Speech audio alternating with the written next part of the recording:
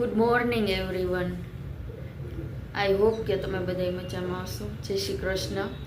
અને મારે પૂજાપાઠ થઈ ગયા છે અને સારી સારી કોમેન્ટો આવી છે બધી જય શ્રી કૃષ્ણની, એના માટે થેન્ક યુ. અને જે તમે ગઈકાલના વ્લોગમાં જે ક્યુટ જે નાની નાની જોઈ હતી સરસ મજાની, એ મારી બેનની દીકરી હતી. એનું નામ છે રુદ્રા. અને મૈત્રી મહર્ષિને જે હેપી બર્થડે કહેતી હતી એ, અને એનો અવાજ એટલો સરસ છે, બહુ જ સરસ એનો અવાજ છે. અને એને વાતું કરવી પણ એટલી જ ગમે છે. એટલે મારી બેનની દીકરી હતી, નાની બેન છે એની, અને બહુ જ ની ક્યુટ છે. એટલે મેં એનું કાલે કેપ્ચર કરીને લીધું હતું બ્લોગમાં. આપણે એમ જ થાય કે એનો અવાજ સાંભળ્યા જ રાખીએ. તો ચાલો, જેને શેર કર્યું છે એને પણ થેન્ક યુ, અને નવા સબસ્ક્રાઈબર જોડાય છે એના માટે પણ થેન્ક યુ. તો હવે આજે નવા દિવસની આપણે શરૂઆત કરી દઈએ. તો ફ્રેન્ડ, સવારના વાગી ગયા હતા 6:30, અને બારોબાર સરસ મજાની ચકલીઓનો અવાજ સરસ મજાનો આવે છે. એટલે હું બહાર નીકળી હતી જોવા માટે કે સરસ મજાનો બહુ જ સારો અવાજ હોય છે સવાર સવારમાં બધા પક્ષીઓનો, કાબરનો, પોપટ. અને સવારમાં તો અમારા અહીંયા પોપટ પણ બહુ જ સરસ બોલે છે. કેટલા બધા પોપટ પણ આવે છે. અને કહે છે ને કે સવારમાં એકદમ પીસફુલ વાતાવરણ હોય છે, એટલે એકદમ શાંત વાતાવરણ હોય છે. અને ટાચણી પડે તો એ અવાજ આવે એના જેવું.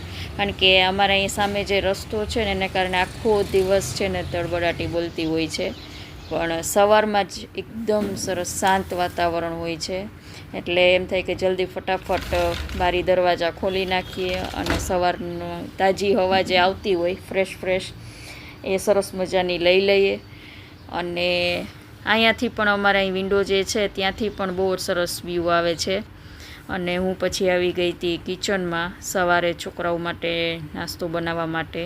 તો મેં આજે બનાવ્યા હતા સવારમાં પરોઠા ગરમ ગરમ, કારણ કે એવું કંઈક હોય ને તો જ સવારમાં હરખો નાસ્તામાં પેટ ભરાય છે અને છોકરાઓને પણ મજા આવે છે. અને તો મેં કીધું અહીં પણ ગરમ ગરમ પરોઠા ખાઈને જાય અને સાથે પણ નાસ્તામાં પણ પરોઠા લેતા જાય.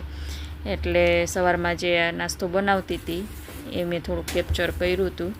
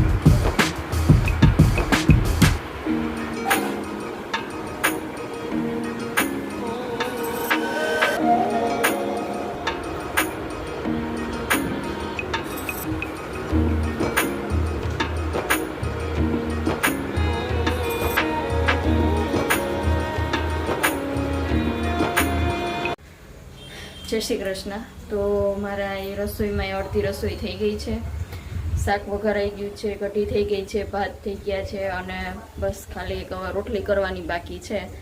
અને મેં કિચન પણ થોડું ઘણું ક્લીન કરી લીધું કે ખાલી રોટલી કરવાની જ બાકી રહીએ. રસોઈ બધી થઈ ગઈ છે, બસ હવે એક શાક થઈ જાય એની જ વાર છે. એ થઈ જાય એટલે કામ થાય પૂરું. અને અહીંયા બધી રોટલીની તૈયારી કરી રાખી દીધી છે, બાકી કિચન એકદમ ક્લીન કરી નાખ્યું છે એટલે પછી રોટલીમાં વાંધો ના આવે. અને હા, આ ટાઈપની ગળણી આવે છે, આ સ્પેશિયલ દૂધ ગાળવા માટે જ લીધેલી છે કે કારણ કે દૂધમાં જે કચરા આવતા હોય છે એ ના આવે અને સરસ દૂધ આપણું ચોખ્ખું ને ચોખ્ખું રહે એના માટે આ ગળણી છે. બહુ જ સરસ કાયમ દૂધ ગાળી લે એટલે કચરો બધો આમાં આવી જાય છે. એમને દૂધ ક્યારેય નહીં લેવાનું કારણ કે એમાં ઝીણા ઝીણા વાળ હોય છે ઢોરના કે એવી રીતના આપણે ટૂંકમાં ગાયનું દૂધ આવતું હોય તો ગાય ભેંસના કે તો એવી રીતના ગાળીને આપણે દૂધ લઈએ ને તો સરસ ચોખ્ખું દૂધ આવે. અને મારે અહીંયા કઢી ને ભાત ને થઈ ગયા છે અને શાક હજી થાય છે. અને આજે મારે મલાઈની છાશ પણ કરવાની છે, પણ હું મલાઈની છાશ છે ને બહુ જાજુ ભેગું નથી કરતી, 1 વીકનું જ ભેગું કરું છું એટલે કે અઠવાડિયાનું જ ભેગું કરું છું આ નાના બાઉલમાં, એટલે તાજે તાજું ફ્રેશ પાછું માખણ નીકળી જાય અને ઘી પણ સરસ તાજે તાજું થઈ જાય. એટલા માટે 1 વીકનું જ કરું છું, બહુ જાજુ ભેગું કરીને નથી રાખતી કારણ કે ના મજા ઓલું ફ્રેશ હોય ને તો ઘી પણ સરસનું થઈ જાય છે. તો ચાલો હવે હું મલાઈની છાશ કરી લઉં.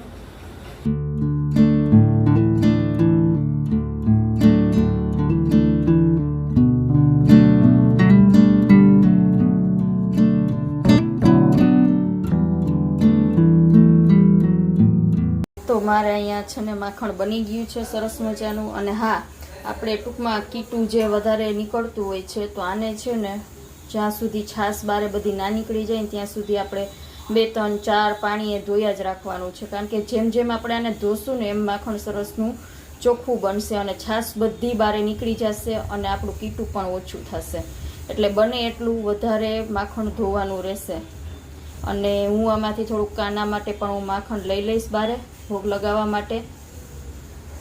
તો મેં હવે માખણનું ઘી બનાવી લીધું છે અને હું તમને બતાવવા માગું છું કે કીટું કેટલું નીકળ્યું છે. તો ચાલો હવે આપણે જોઈ લઈએ. જો બકડિયું જે હમણાં મેં ઘી ગરમ કર્યું તે હજી ગરમ જ છે સતત એકદમ. અને આ કીટું જો એટલું કીટું નીકળ્યું છે. સતત ને સતત છે ને માખણના હલાવ્યા કરવાનું. જો આટલું કીટું નીકળ્યું છે અને બકડિયું આટલું ક્લીન છે. બહુ ટૂંકમાં એકદમ ચારે બાજુ જે આપણે ચોટી જાય છે એ ટાઈપનું ચોટેલું નથી. તો આવી રીતના આપણે સરસ મજાનું કરી શકીએ છીએ માખણનું ઘી. હવે હું આવી ગઈ હતી કિચનમાં. તો હવે હું અહીંયા શાક વઘારવાની તૈયારી કરું છું કારણ કે રીંગણા બટેટાનું શાક બનાવવાનું છે. તો જલ્દીથી હું વઘાર કરી લઈએ.